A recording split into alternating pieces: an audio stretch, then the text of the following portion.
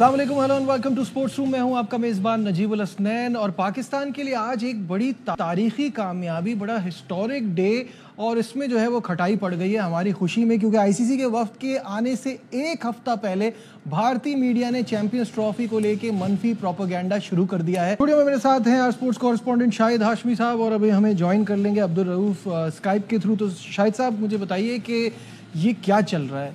जो confidence chairman PCB Mohsin Naqvi साहब एक तवील अरसे से शो कर रहे हैं कि चैंपियंस ट्रॉफी पाकिस्तान का इवेंट है, चैंपियंस ट्रॉफी आईसीसी ने हमें दिया है, ये उनकी जिम्मेदारी है, सारी टीमें आएंगी और पाकिस्तान में ही होगा, कोई हाइब्रिड मॉडल नहीं होगा।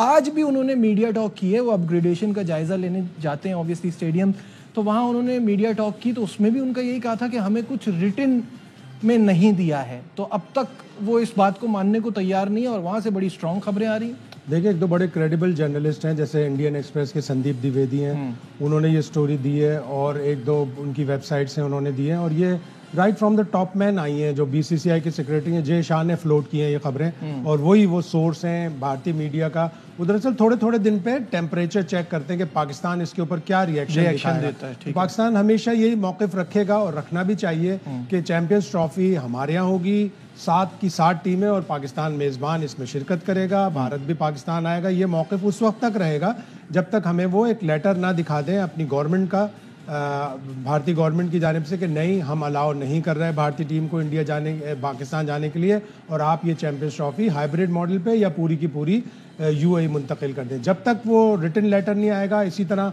पाकिस्तान क्रिकेट बोर्ड को भी अभी तक बीसीसीआई ने कन्वे नहीं किया। अब एक हफ्ता बाद आईसीसी का एक वफ्द आ रहा है, वो शेड्यूल भी अनाउंस करेगा, वो मॉनिटर भी करेगा सिचुएशन को, अरेंजमेंट्स को। तो उससे पहले ये उन्होंने सिर्फ और सिर्फ नब्ज चेक करने के लिए किया है, और हमें अपनी जो आज की विक्ट्री है पाकिस्तान की, उसका मज़ा किरकिरा नहीं करना चाहिए। अभी ऐसी स्टोरियां और हर 10-15 दिन बाद आती रहेंगी, अनटिल एंड अनलेस आईसीसी इसको डिसाइड करेगा कि हाँ, इंडियन गवर्नमेंट ने इंडियन टीम को आने से मना कर दिया, ये लेटर है हमारे पास, ये इसकी कॉपी हम पाकिस्तान को भी भेज रहे हैं, उसके बाद फिर कोई फैसला। अच्छा, लेकिन मुझे एक बात बताइए, आप जो जिस लेटर का इंतजार कर रहे हैं, वो लेटर आने में कितनी देर लगती है? वो तो आ भी सकता है, और जो जय शाह के कॉन्टैक्ट्स हैं विथ हिज फादर, वो उनकी वजह से ये कोई बड़ी बात तो नहीं। और हमें तो हमेशा यही लॉलीपॉप दी गई है कि सब्जेक्ट टू गवर्नमेंट्स अप्रूवल, और वो हुकूमत भी इनकी इंतजार करेंगे, लटका के रखेंगे। वो उस वक्त तक लेटर नहीं देंगे जब तक उनकी गवर्नमेंट फाइनल डिसीजन न ले ले। उनकी गवर्नमेंट के ऊपर भी प्रेशर होगा, भारतीय क्रिकेट बोर्ड के ऊपर भी प्रेशर है, आईसीसी के ऊपर भी प्रेशर है कि 2016 में पाकिस्तान ने अपनी टीम भेजी, पाकिस्तान ने अपनी खवातीन की टीम भेजी, बावजूद इसके कि 2016 में पाकिस्तान को थ्रेट्स थी, धमकियां थी कि पाकिस्तान आएगी तो मार देंगे और ये कर देंगे वो कर देंगे। धर्मशाला का मैच कोलकाता शिफ्ट हो गया, इंडिया की टीम 2004, 2006, 2008 में आई, उस वक्त तो कोई मैच शिफ्ट नहीं हुआ, उस वक्त तो इंडिया की टीम को कोई सिक्योरिटी थ्रेट्स नहीं मिली। अगर सिक्योरिटी थ्रेट्स मिलती भी या मिलेंगी भी, तो पाकिस्तान की गवर्नमेंट और पाकिस्तान की सिक्योरिटी एजेंसीज, पाकिस्तान की मिलिट्री इतनी इक्विप्ड है, उसने तमाम टीमों को जब फुल प्रूफ सिक्योरिटी दी और अल्हम्दुलिल्लाह यहाँ पे कोई ऐसा वाकया नहीं हुआ, तो आइंदा भी पाकिस्तान इसका मुतामिल हो सकता है। दूसरा, लाहौर वाली पूरी सिचुएशन उनको बना के दे दी है, उनको जितना हम कर सकते हैं उतना उनकी प्रॉब्लम्स को सॉल्व करने की कोशिश कर रहे हैं, और उनको जो सिक्योरिटी का लग भी रहा है अगर मसला, तो वो भी हल करने की कोशिश की जा रही है। इस वक्त अब्दुल रऊफ फॉर्मर क्रिकेटर हमारे साथ हैं। रऊफ, मुझे बताइएगा, ऑब्वियसली आपसे प्लान तो मैच पर बात करने का ही था और उस पर हम आएंगे, लेकिन सबसे पहले ये जो चीज़ हुई है ना आज, कि बड़ी स्ट्रॉन्ग स्टेटमेंट्स आ रहे हैं भारतीय मीडिया की तरफ से कि बीसीसीआई ने ये डिसाइड कर लिया है कि पाकिस्तान टीम नहीं भेजेंगे, वो ज़रा परेशानी की बात है, क्या कहेंगे? देखिए, मेरा ख्याल है कि इंडियन क्रिकेट बोर्ड और बल्कि इंडियन जो गवर्नमेंट है वो काफी अर्से से ये प्लान कर रही थी, और पाकिस्तान में कोई भी अगर स्पोर्ट्स का इवेंट हो और सक्सेसफुली कुछ भी चीज ऑर्गेनाइज कर रही हो पाकिस्तान की गवर्नमेंट, तो उसको वो सैबोटाज करने की डेफिनेट कोशिश करते हैं।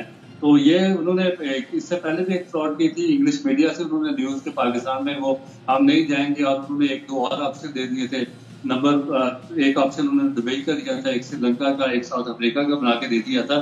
तो आपको एक दफा फिर उन्होंने फ्रॉड करा दी इंडियन मीडिया से अपनी खबर, और फिर इंडिया में जब तक ये बीजेपी की और मोदी सरकार वहां पर राज करती रहेगी, तो ये इनकी एंटी पाकिस्तान ये स्ट्रेटजी जारी रहेगी। तो मेरा नहीं ख्याल कि स्पोर्ट्स को इस पे सियासत में इन्वॉल्व करना चाहिए, और मैं इस पे आईसीसी को स्ट्रिक्ट एक्शन लेना चाहिए, क्योंकि अभी आप देखें कि रिसेंट जो इंग्लिश टीम है वो पाकिस्तान में 3 टेस्ट मैचेस खेल कर गए हैं। उससे पहले ऑस्ट्रेलिया पाकिस्तान का टूर करके गई है बहुत सक्सेसफुली, न्यूजीलैंड ने पाकिस्तान का टूर किया, वेस्ट इंडीज ने किया। तो इनको आने में क्या प्रॉब्लम है? इन्होंने हमारा एशिया कप खराब किया, हमने थोड़ा सा इनको हाइड्रेट का लालच दिया और उसमें वो चले गए, मगर उसके बाद इन्होंने हमारा वो इवेंट खराब किया और दोबारा चैंपियन ट्रॉफी जो कि वर्ल्ड कप के बाद सबसे मेगा इवेंट है वर्ल्ड क्रिकेट का, तो उसको भी अब ये सैबोटाज करना चाह रहे हैं। तो मेरा ख्याल है कि एक अफसोसनाक अमर है। नहीं तो अब मुझे ऐसा लगता है एक तो हमें थोड़ा सा इस चीज़ को भी क्लियर करना है कि वो ये नहीं कहते हैं कि पाकिस्तान सिक्योरिटी कंसर्न की वजह से नहीं आ रहे, वो ये कहते हैं कि हमारे आपके ताल्लुकात, हमारे यहाँ जो मसले हैं वो आपकी वजह से हैं और ऑब्वियसली हमारे यहाँ जो प्रॉब्लम है वो उनकी वजह से। लेकिन साथ वो ये भी कहते हैं कि सिक्योरिटी कंसर्न तो है, लेकिन वो ये भी कहते हैं कि हमने क्रिकेट रवाबित नहीं असल में तो वो यही बहाना बनाएंगे ना कि हमारे सिक्योरिटी थ्रेट से हमारी टीम को हम नहीं भेजना चाहते, और फिर दूसरा ये कि वो पाकिस्तान के ऊपर आए दिन इल्जाम लगाते हैं उन एक्टिविटीज का जिनका कभी उन्होंने सबूत भी नहीं दिया, और अगर सबूत दिए भी है तो वो नामुकम्मल सबूत दिए हैं, ना ही कभी टेबल पे आए बात करने के लिए। उसको यक तरफा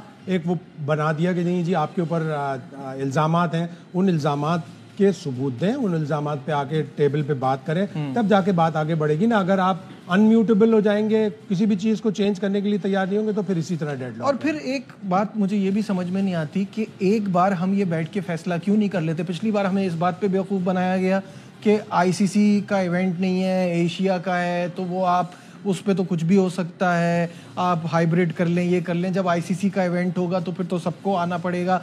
तो क्यों हम ये फैसला क्यों नहीं कर सकते कि अगर वो नहीं आ रहे तो हम भी ना जाएं, तो एक बार ये डिसाइड हो जाएगा कि हमारे भी हाइब्रिड फिर हुआ करें ना मैच।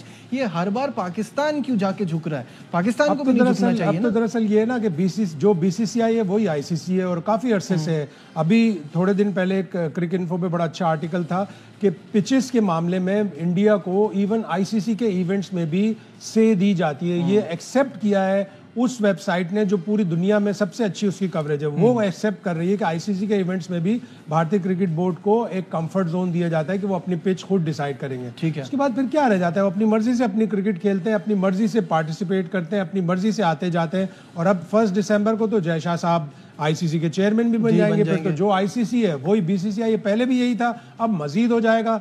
लेकिन उनको अपनी जिम्मेदारी एक महसूस ये करनी पड़ेगी कि एज आईसीसी चेयरमैन उनकी ये जिम्मेदारी है कि तमाम मेंबर बोर्ड्स की क्रिकेट को लेकर आगे चलें और दूसरे मेंबर बोर्ड्स को भी उतनी ही रिस्पेक्ट दें जितनी वो ऑस्ट्रेलिया, इंग्लैंड और दूसरे मुल्कों को देते हैं। और इसीलिए ज़रूरी है कि आज जैसी फतह, एडिलेड जैसी फतह पाकिस्तान की टीम हासिल करे, ऊपर जाए तीनों फॉर्मेट में, ताकि दुनिया हमें रद्द ना कर सके। बिल्कुल सही है। और जय शाह के लिए तो यही मैसेज है कि great power comes with great responsibility. आपको सबका ख्याल और सबको साथ लेके चलना पड़ेगा। आने वाले दिनों में इस पे अपडेट्स आएंगी तो ऑब्वियसली आपके साथ शेयर करेंगे। यहाँ लेते हैं एक ब्रेक और ब्रेक से वापस आएंगे और एडिलेड की आज की तारीखी फतह पर बात होगी। कहीं मत जाइएगा, विल बी राइट बैक।